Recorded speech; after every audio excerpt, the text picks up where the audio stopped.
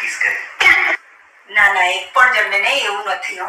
કેને હવે આપણે ફ્રેન્ડ્સ જ કહેવાય, કેવાય એવું બધું શેર કરાય હવે, કેને ખરેખર આપણે ફ્રેન્ડ કહેવાય. હા કે કેટલા લોકોને કિસ કરી તે કેને?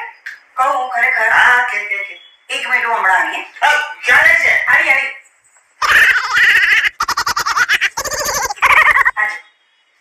આવું છું.